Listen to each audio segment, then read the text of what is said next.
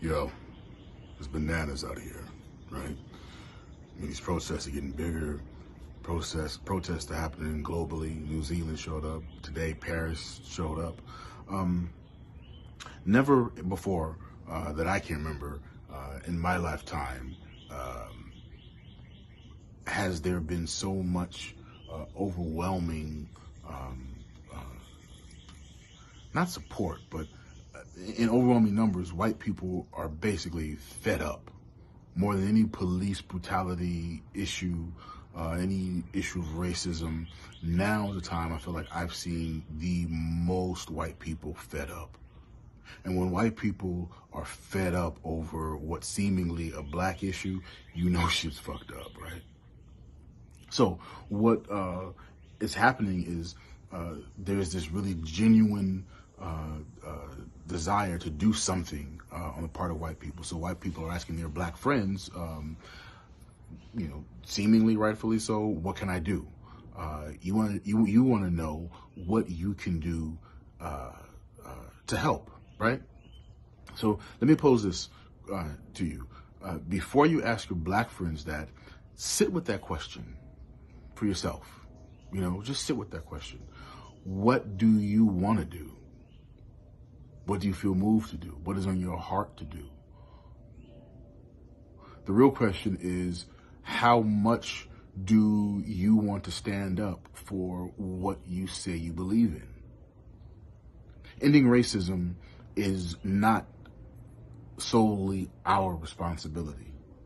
Eradicating racism is a shared burden, which you get. Like you get that. You get that what on the face looks like a black issue is really a human rights issue. But you know that because that's why you're being pulled to want to do something, because you get the human rights of it all.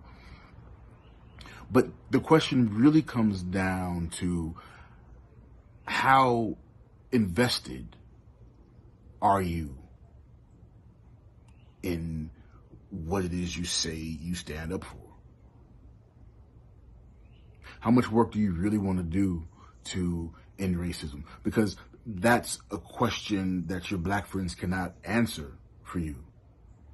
Because a lot of it is going to be when you are amongst your white people, who aren't racist, but they use racist language, the onus is upon you to stand up and speak out.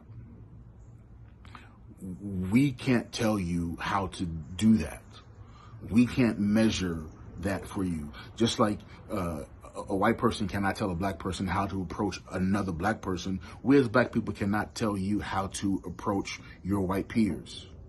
We can't measure for you how much of an investment you need to make. You have to decide that for yourself. And so what happens is there's a slight distrust that that black people have when white people want to do the work, because they don't really want to do the work.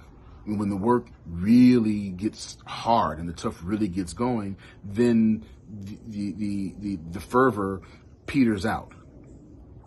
Because if you're really about this life, if you're really about the life of standing up for what you believe in, if you're really about ending racism in your circle, you have to know that you're going to risk losing friends.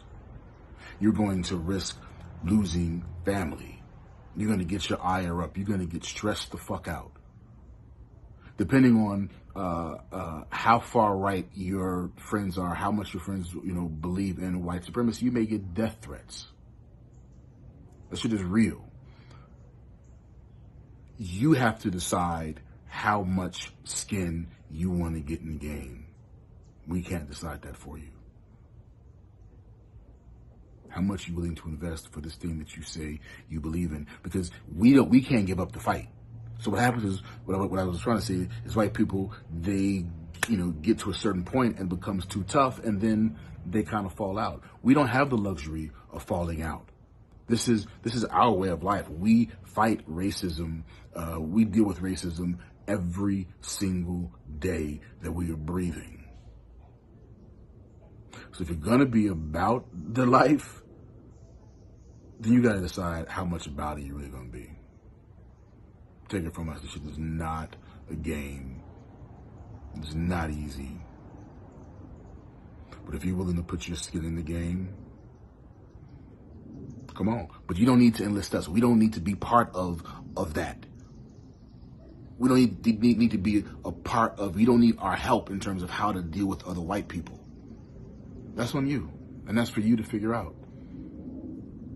Just like you can't help us talk to black people.